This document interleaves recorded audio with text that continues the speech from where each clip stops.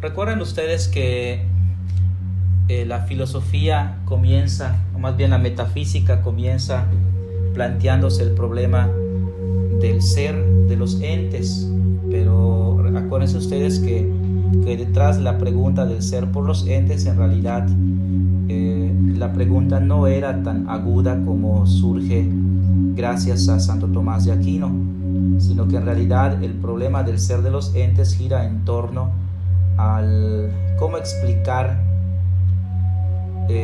la multiplicidad de los entes, o más bien cómo explicar, cómo resolver el problema que los antiguos le llamaban el problema de lo uno y lo múltiple. Cómo resolver el problema de lo uno y de lo múltiple. Es decir, cómo es posible que se pueda hablar del ser en cuanto ser y que al mismo tiempo este ser pueda admitir la multiplicidad. Si tú te pones a pensar, te pones en los zapatos, en las sandalias de los filósofos antiguos, pues la pregunta sería: ¿cómo es que el ser es y al mismo tiempo podemos hablar de multiplicidad de seres? Porque desde el momento en el que hablamos de que hay dos seres, en una reflexión demasiado lógica y formal, pues tendríamos que preguntarnos cuál de los dos es. Uno tendría que ser y el otro lo otro que el ser, pues solamente sería el no ser. Entonces surge la pregunta: la multiplicidad de los entes, ¿cómo se puede explicar? Es decir, ¿cómo podemos hablar de que no hay un solo ser, sino que hay seres? Puesto que si el ser es, no admite su contrario, y su contrario es lo otro o el no ser. Y aquí surgen diferentes modos de explicarlo. Acuérdense ustedes que, por ejemplo, estaba Parménides, que decía que el ser es uno, y lo contrario al ser es el no ser. Por lo tanto, los demás entes, todo lo que nuestros sentidos logran percibir, pues no son otra cosa que apariencia, pero en realidad el único ser pues es el ser. A Parménides le debemos esos poemas escritos de manera misteriosa, tratando de entender esto. Heráclito viene a responder lo contrario. Heráclito dice que en realidad el ser no es, sino que lo que es, pues es el devenir. Todo está en un constante devenir. Nadie se puede bañar dos veces en el mismo río. A cualquiera de esas dos posturas tratan de resolver el problema. Lo que se plantean es el problema de lo uno y lo múltiple. Bien, con estas resoluciones metafísicas que hemos estado estudiando, pues podemos nosotros responder a esta pregunta sin caer en ninguna, de no irnos a los extremos tanto de Parménides, de pensar que el ser es y es uno, o irnos al otro extremo con Heráclito y decir que el ser no es y que todo es un constante devenir, todo es constante apariencia. No, porque para una metafísica realista, para un filósofo con una razón seria, pues tendría que decir que los entes son reales.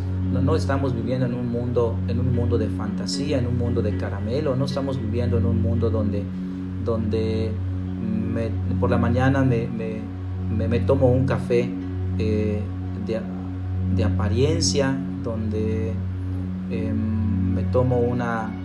voy a clases con profesores que son aparentes, donde, o sea, no así se debe entender la realidad. Nos encontramos con cosas que son reales, y los sentidos no nos juegan no nos hacen una mala jugada, ¿no? Yo no me imagino a Descartes, por ejemplo, viviendo en su eterna soledad del cogito. Y entonces, ¿quiénes son los demás? Yo no me imagino, por ejemplo, a Hegel pensando en en un panteísmo o viviendo en un mundo, pensando que se vive en un mundo de apariencias. No, ni siquiera los idealistas más de hueso colorado como Hegel, Fichte, Schelling, pues habrán pensado que el mundo es pura apariencia y que las relaciones interpersonales son pura apariencia y que el amor es apariencia y que no. El mismo Kierkegaard hacía ya en forma de broma decía, hay filósofos que son como aquellos que elaboran castillos y que al final del día, cuando ya están cansados, regresan a sus chozas a descansar. O sea, que crean castillos que son pura apariencia y que ni siquiera ellos mismos creen y profesan. Nos encontramos en un mundo real donde vemos que hay cosas que cambian, que hay entes que sufren transformaciones y que sin embargo nuestra realidad nos invita a creer que también hay entes que a pesar de que sufren cambios siguen siendo los mismos. Y nos miramos nosotros mismos, nos ponemos nosotros mismos en esa reflexión. Tú mismo puedes mirar tus fotografías de este niño hasta hoy y puedes ver cómo has ido cambiando, has ido sufriendo cambios accidentales y sin embargo dices soy yo. Solamente que seas un esquizofrénico, entonces tendrías que decir que el de la foto no eres tú, porque tú eres tú y el otro no es tú eres tú.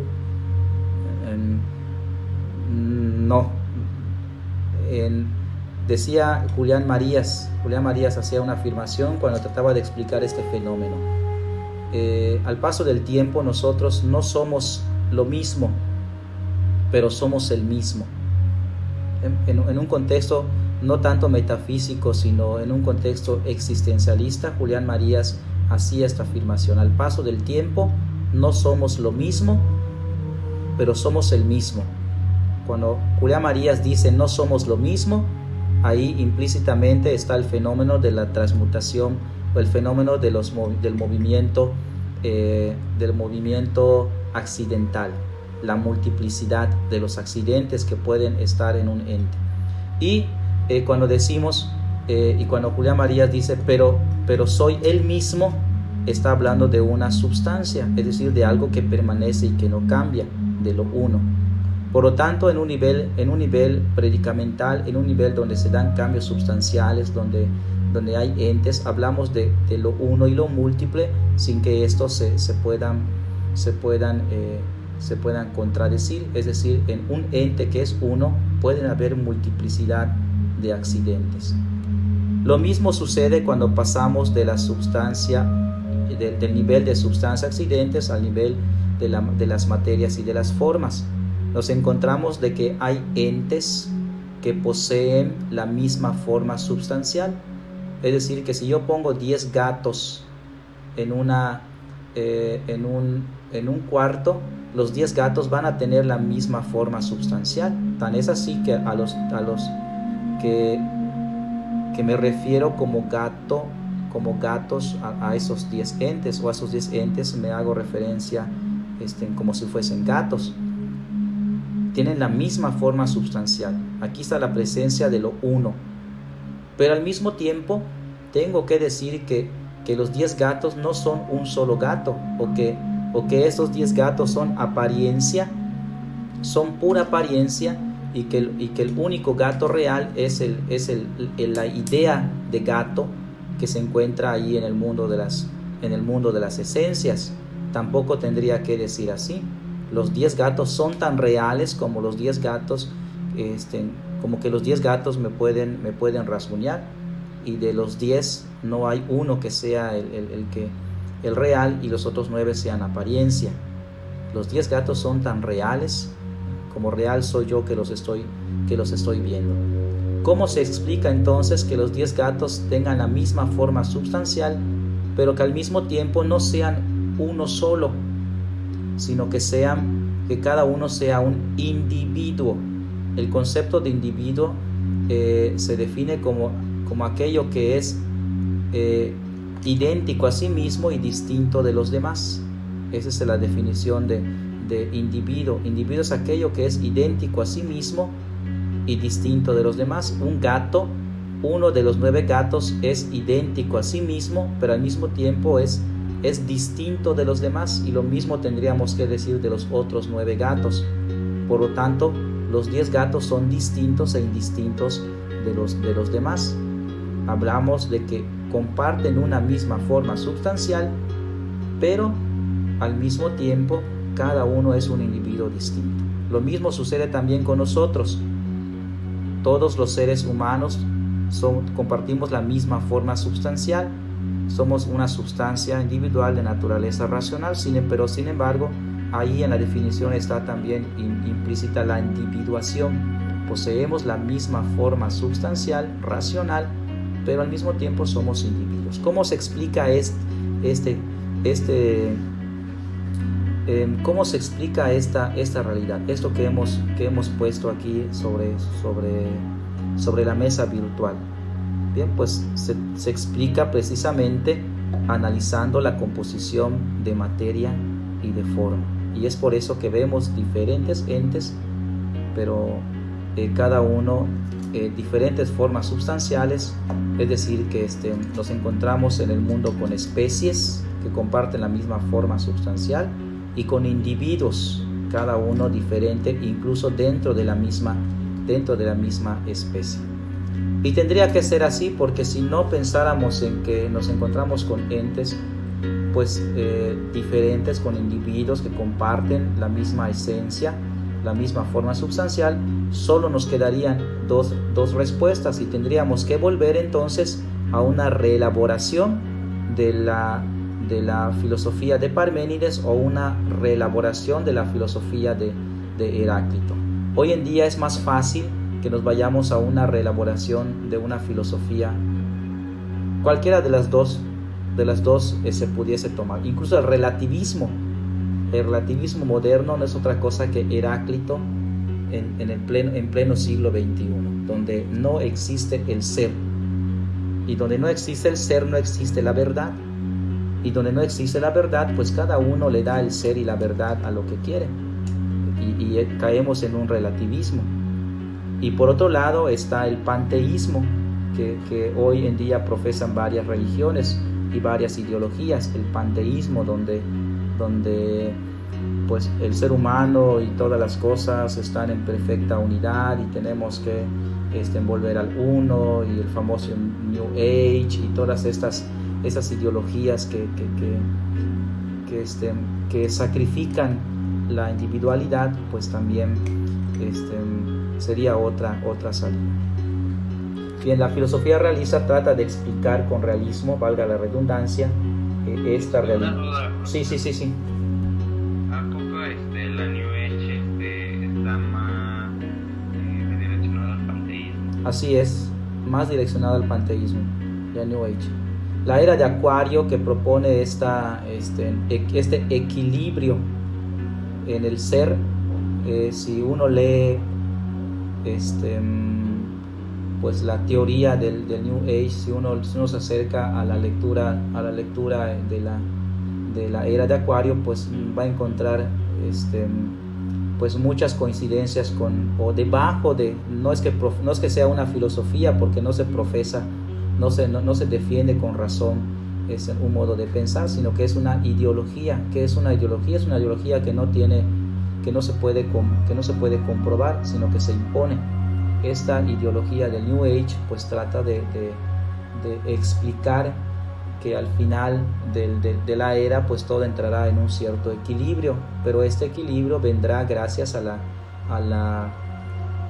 sacrificio de los individuos, de la individualidad, ¿no? Algo así como la religión budista, donde al final del tiempo, al final de los tiempos, o al final de la vida de la persona, pues termina perdiéndose en la nada del uno, termina diluyéndose en el todo.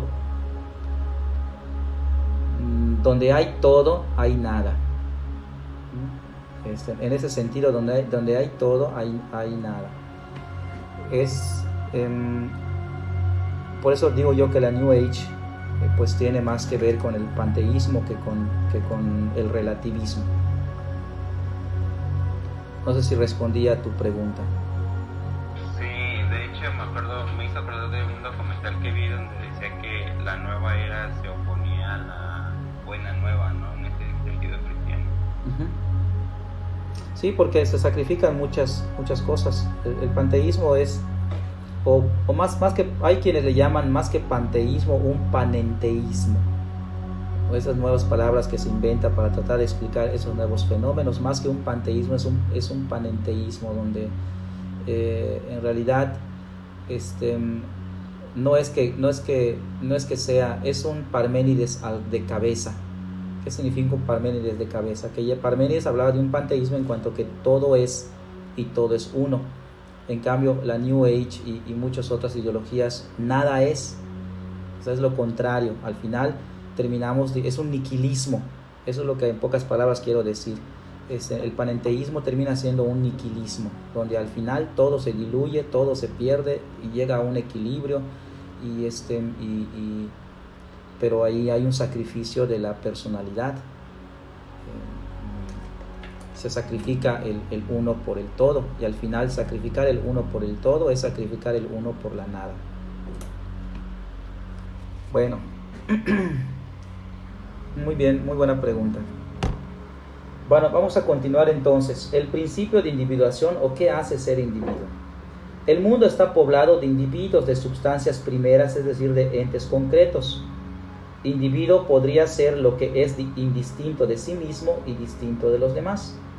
Ahora bien, ¿por qué en el mundo real nos encontramos con varios individuos que tienen la misma forma? ¿Qué es lo que hace ser individuo?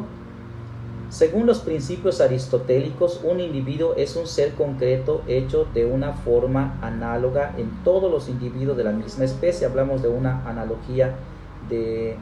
Aquí, si traes a la mente la lógica aristotélica, estamos hablando de una analogía de proporcionalidad, es decir, donde existen varios entes que son de la misma especie, pero que cada ente pues expresa una perfección distinta. Es decir, si yo regreso al ejemplo de los gatos y me encuentro con 10 gatos y yo te pregunto a ti, ¿los 10 gatos son iguales? Me vas a decir que no.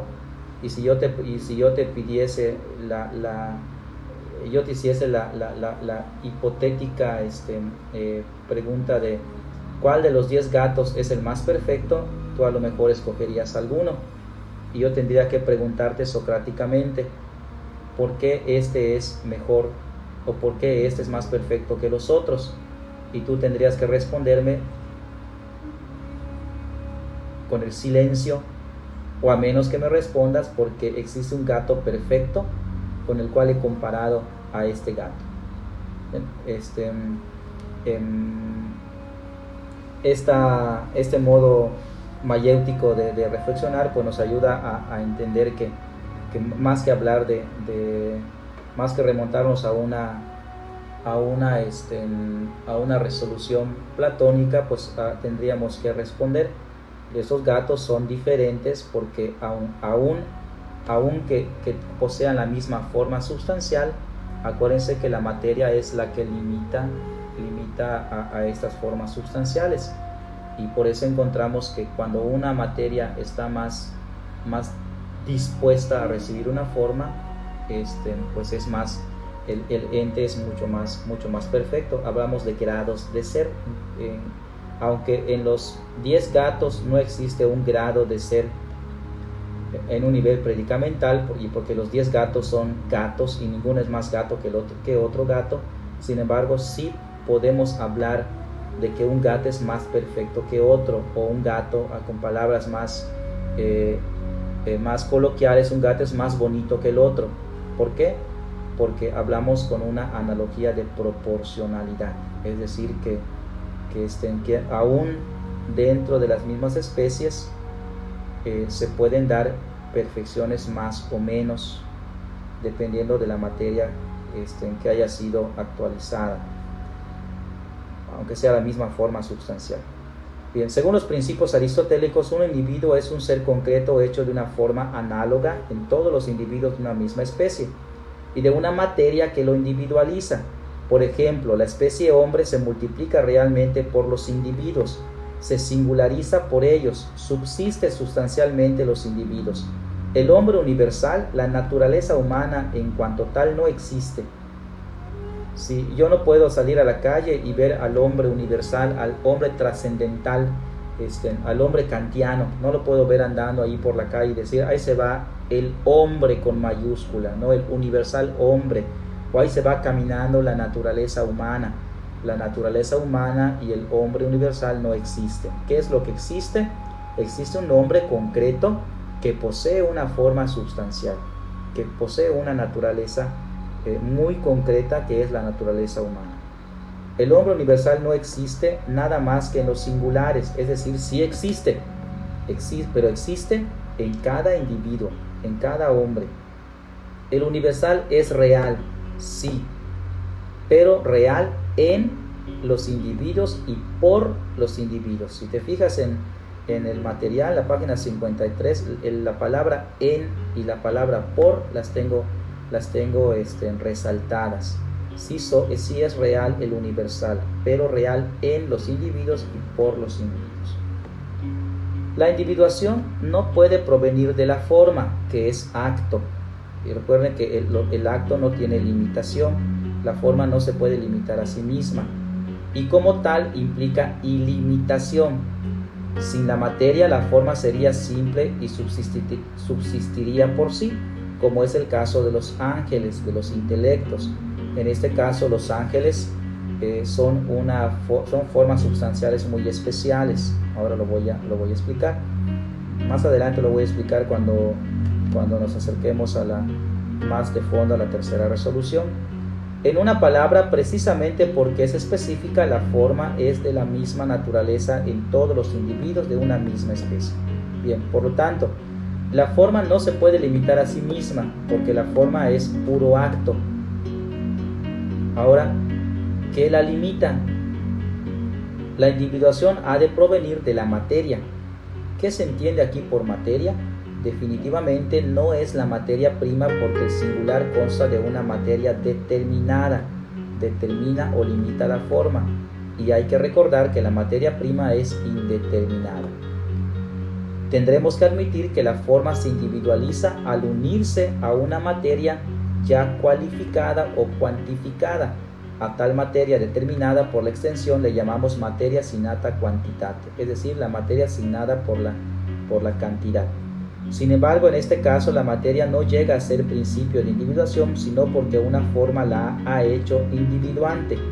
La materia recibe de la forma misma esa cantidad y esa impenetrabilidad de las cuales se suponen que la individualizan. Voy a explicar con mis palabras y luego voy a explicarlo como lo tengo. Voy a leer la explicación que tengo ya aquí escrita. Si ya vimos que la forma substancial es puro acto, por lo tanto la forma substancial no se limita a sí misma. Pero nosotros vemos en el mundo, de los gatos, vemos que hay muchísimos gatos que tienen la misma forma substancial y que esta forma substancial está limitada. ¿Por qué? Porque precisamente la limitación es sinónimo de multiplicidad. ¿Por qué decimos que hay un solo Dios? Que hay un solo Dios porque en Dios no hay limitación. Si en Dios hubiese limitación, habrían varios dioses. Bien, cuando hablamos de limitación, estamos hablando de multiplicidad. Donde hay multiplicidad, hay limitación. Donde hay limitación, hay multiplicidad. Por ejemplo, quitemos a los gatos y pongamos a las personas. Las personas son limitadas. No agotan la naturaleza humana. Tan es así que hay quienes aunque poseen la misma forma sustancial, como ya les dije, sin embargo vemos que hay personas que son más inteligentes y en algunas otras la inteligencia es limitada. Hay personas que son más resistentes al dolor y en otras son más limitadas, etc. Por lo tanto, ¿qué es lo que marca la limitación? La limitación la marca la multiplicidad, y la multiplicidad fenomenológicamente muestra la limitación. Si en Dios no hay limitación, o si Dios es uno, es porque Dios es ilimitado. A Dios no lo limita nadie. No podemos decir que aquí comienza Dios y aquí termina Dios y entonces comienza el mundo, porque si así fuese, entonces el mundo sería Dios o sería la nada. Bueno, entonces, ¿qué es lo que limita la forma? La forma la tiene que limitar la materia. Por eso vemos que hay 10 gatos que son distintos, que tienen la misma forma, pero que cada gato es distinto. ¿Y qué es lo que lo hace distinto? Lo que los limita, ¿qué es lo que los multiplica? Pues es la materia. Y en este caso ya no estoy hablando de materia prima, sino que ya estoy hablando de materia segunda. Es decir, estoy hablando de más que de materia, vamos a poner el nombre de material. Cuando yo me refiero a la materia prima, usa el término materia. Cuando tú te refieras cuando tú te refieras a la materia segunda, usa mejor el concepto de material, o como se usa en fenomenología. Si se trata de entes vivos, usa el término corporal. Tienen un cuerpo, es el cuerpo el que los limita. Por ejemplo, si yo pusiese a los 10 gatos en el mismo cuarto, ¿qué es lo que limita al otro y hace que se separen? El cuerpo. Por el cuerpo vemos nosotros que están limitados y por eso no pueden fundirse. Aunque yo los pegue, yo los una a los 10 seguirán siendo distintos. ¿Por qué? ¿Qué es lo que evita que se fundan en una sola forma sustancial? Si pensáramos así de una manera ficticia, de ciencia ficción, ¿qué es lo que evitaría que se fundan en una sola forma, en un solo gato? Pues es su materia o es el cuerpo. Eso los limita y al mismo tiempo, como decía yo, los multiplica. Por lo tanto, ¿qué es lo que multiplica a las formas substanciales? Es la materia segunda. En los entes inmateriales puedes usar el concepto de material. En los entes que son vivos, seres vivos, puedes usar el concepto de corporal. Explico ahora leyendo. La distinción formal es la que hace que una especie se distinga de otra. La distinción material es la que hace que un individuo se distinga de otro individuo. Ahora bien, puesto que la materia es inferior a la forma como la potencia lo es al acto, es menester necesariamente que la distinción material esté ahí en vistas de la distinción formal, lo que equivale a decir que los individuos están ahí en vistas de la especie. Cuando la especie puede realizarse en un solo individuo, como en el caso de las inteligencias, de los intelectos o de los ángeles, que son lo mismo, no hay necesidad de dividirla en una pluralidad de individuos numéricamente distintos. Por eso en el sistema atomista, todo ángel es por sí solo una sola especie. Ahora se entiende la realidad de los ángeles. Si los ángeles ya dijimos que son formas puras, que son actos puros y que no tienen materia, entonces tendríamos que decir que los ángeles no están limitados. Tú me pudieses preguntar, ¿entonces son Dios? Porque si hace rato dije que no pueden haber dos entes que sean ilimitados o que sean actos puros. Bien, esta pregunta es la que se hizo Santo Tomás para poder llegar a la tercera resolución de que todos los entes están compuestos de esencia y acto de ser. El ángel es un ser ilimitado porque no lo limita ninguna materia. Por lo tanto, el ángel agota toda su forma substancial. Es decir, aquí sí tendríamos que decir la especie ángel no existe, porque solamente existen las especies donde una forma substancial es compartida por diferentes individuos. Pero ya vimos que una forma substancial compartida por diferentes individuos es una forma substancial limitada y por lo tanto multiplicada, o más bien multiplicada porque es limitada. Si la forma substancial del ángel es ilimitada, es decir, que no posee limitación por ninguna materia, diríamos que es un acto puro. Y si es un acto puro, entonces no tendríamos que hablar de especies en los ángeles. Conclusión: Gabriel es tan distinto de Miguel como, por ejemplo, tan distinto es una piedra de un árbol. La piedra es de una forma substancial distinta a la forma substancial de un árbol. Bueno, pues Miguel y Gabriel son tan distintos. Son distintos en forma substancial. Tendríamos que decir que Gabriel no es usamos la palabra ángel para hacer referencia aquí sí a un concepto universal, pero en realidad no existe el concepto, no existe la especie ángel, porque cada uno de los ángeles agota su propia especie, son de especies distintas. Pero ahora vuelvo a la pregunta: entonces, si son ilimitados, ¿por qué no son Dios? Bueno, son ilimitados en el nivel predicamental, como decía, en un nivel donde se dan cambios sustanciales y accidentales. El ángel es un ser ilimitado, pero al mismo tiempo el ángel no es Dios, y eso lo tenía muy claro Santo Tomás de Aquino cuando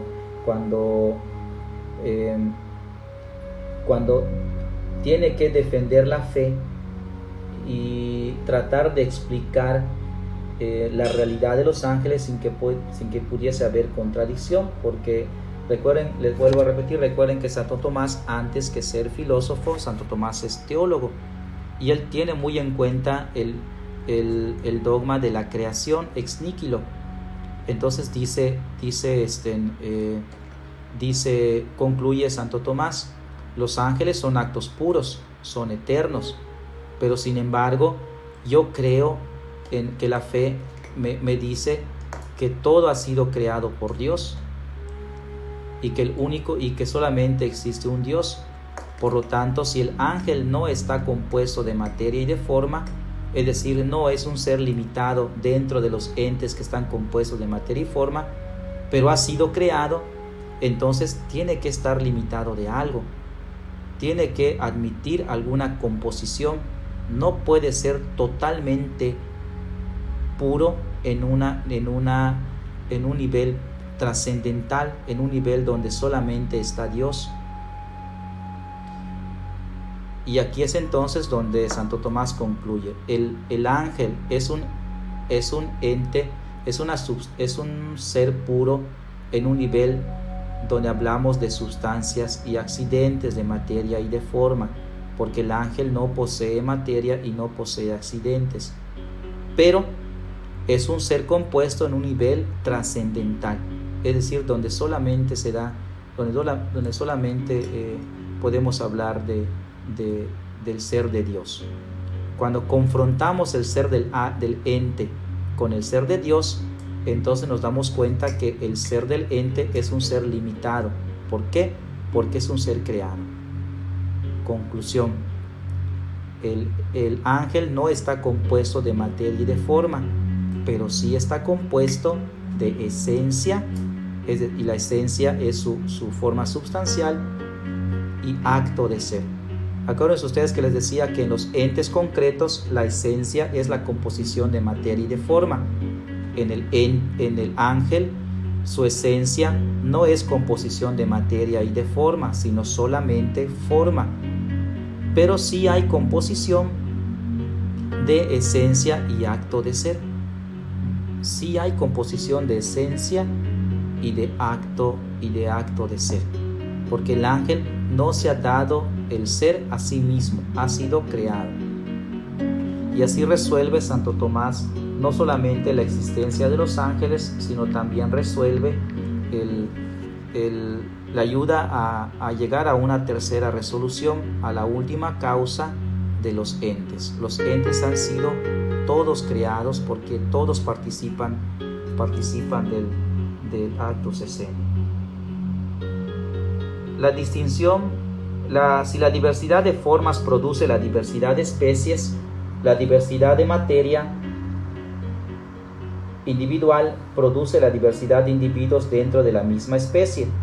Así como les dije, así como la forma substancial limita el acto de ser, es decir, por eso encontramos que todos los entes, que un gato y una piedra, un gato, un perro y una piedra, los tres poseen el acto de ser, pero cada uno es limitado por una forma substancial, porque el gato no es el perro y el perro no es la roca, en un nivel donde no hubiesen tres formas substanciales, sino una misma forma substancial, como es en el caso del cuarto donde habitan los 10 gatos.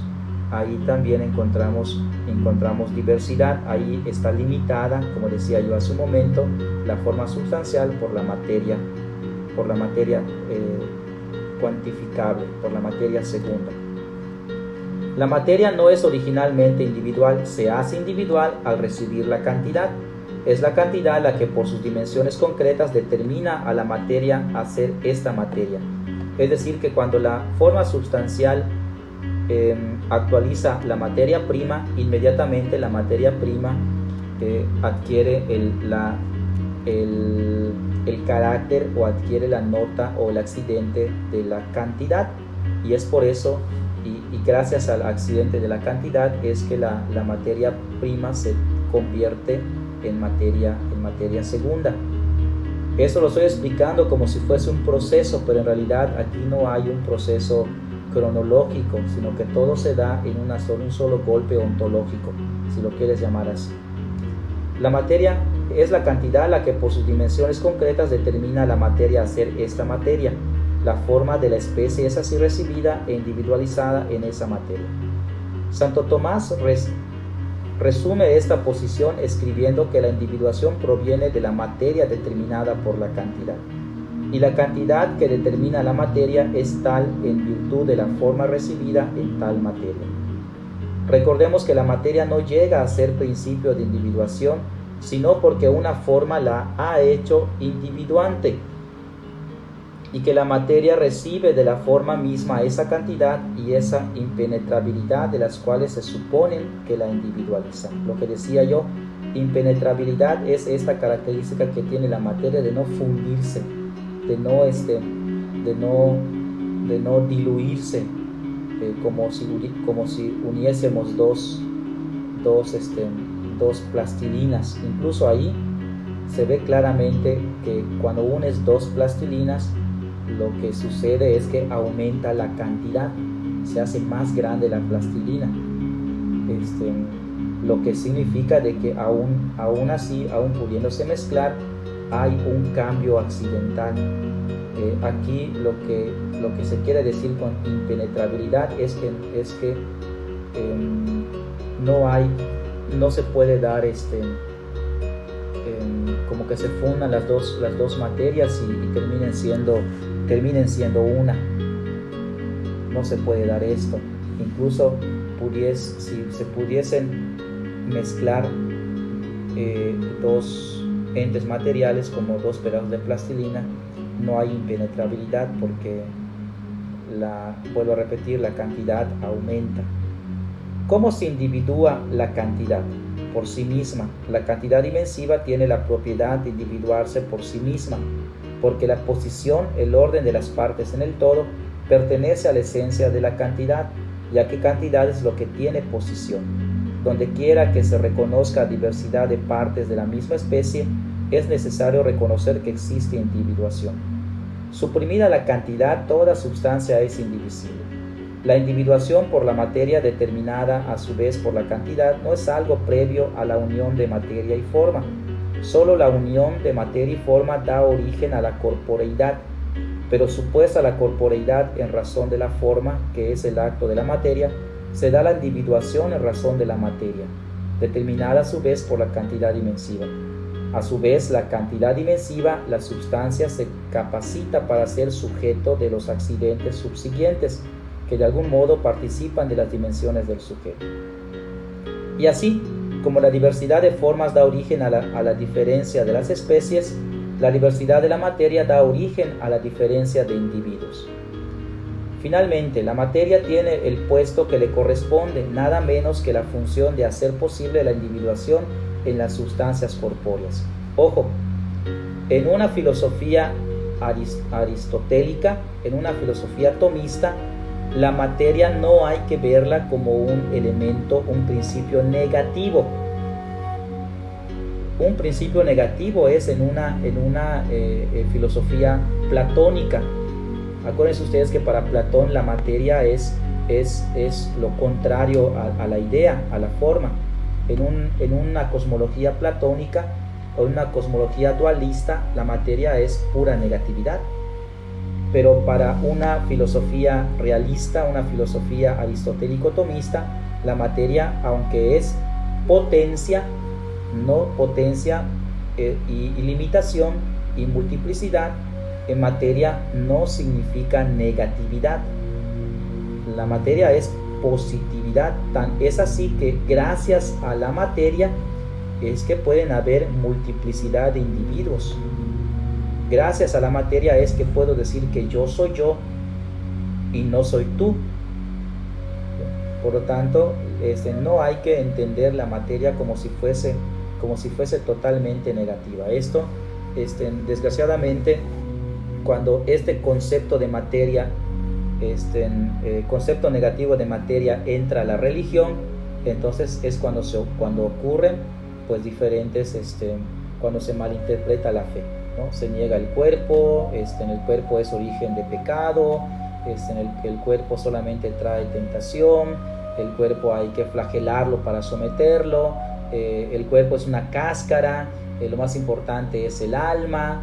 Ese modo de pensar demasiado romántico, demasiado misticista, es gracias a que hay un concepto equivocado de materia.